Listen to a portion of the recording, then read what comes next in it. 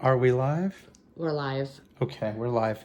Hey Barbara, this is a little tutorial for you for reconstituting. Pretty easy. So what we have, I've got the bacterial water here. This is a good one, Hospira brand. And then we're going to do C-Max. And as you can maybe see, it is 20 milligrams. So that's quite a bit.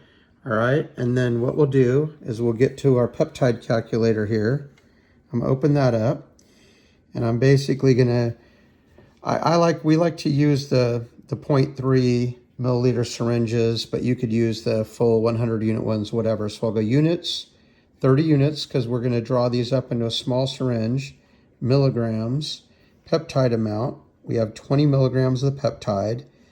Now, I've already looked at this ahead of time, and I know that on this I'm going to go 2 milliliters of water. Typically, it's 1 to 3, and we're going to want to do 500 micrograms is going to be our dosage. So I know that if I reconstitute this way, at 500 micrograms, that's 5 units. I like this because Sean may want to do C-Max and Slank in one syringe, and the sizes of them are both the same.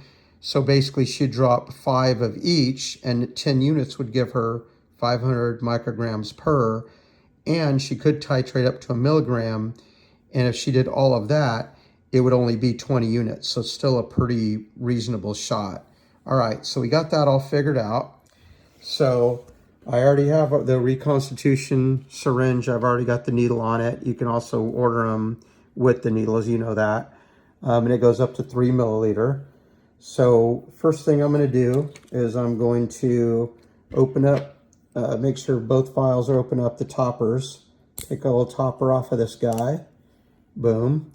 And then I'm going to make sure that the alcohol prep pad is used to clean them both off. So I'll just clean this guy off. Usually I just like to use a different spot, but I don't think it matters. Clean this guy off. Toss that over there for now. So we're ready to go. So we'll get our needle. We'll put it in like I know you know how to do this stuff. Pop that puppy upside down, and we're going to drop to 2 milliliters.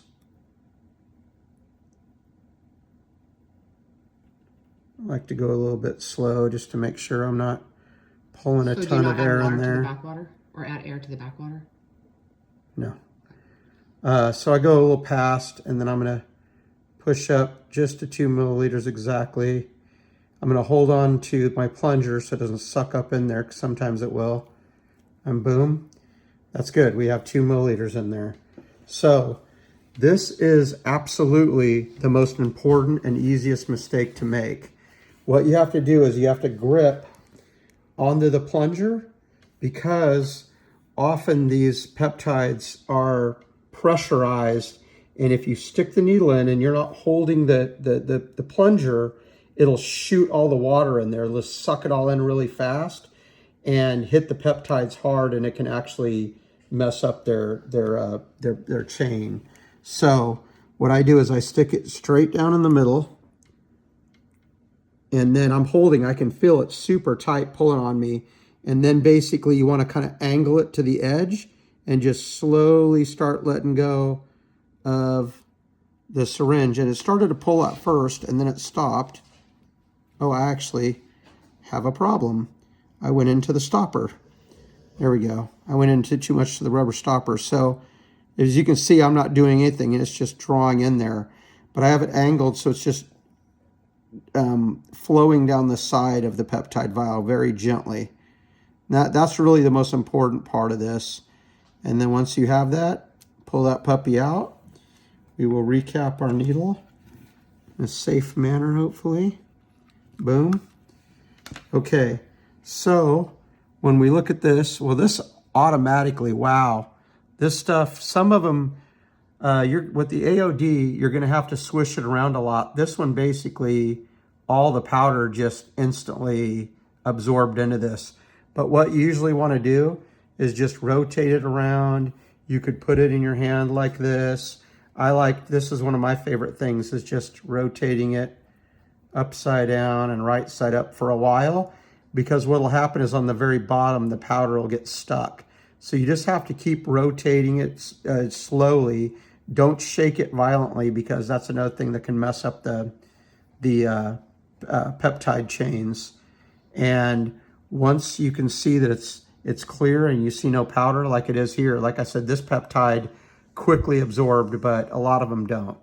And when you're doing the AOD, you're also going to want to draw up, if you go 2 milliliters through the peptide calculator, do 1.9 milliliter of the backwater, and then add 10 units of acetic acid to it, and it'll be good to go. And then after that, you're just ready to do what you know how to do, is just draw up each syringe and put them away. You know, we put them in these little plastic cases like this, which are great. And if you're going to leave any liquid in a vial to drop later, it's good to document how much water or whatever you used. I made these little tags, and this says I reconstituted today. I used 2 milliliter backwater, and then I also put on here 5 units equals 500 mcg, just as a reminder. And I'll stick that on, but that's kind of unnecessary as long as you document it. But if you're drawing up all your needles, it is unnecessary to do this because you already know. But you should document what those are. And that's it. That's what we got. So, peace.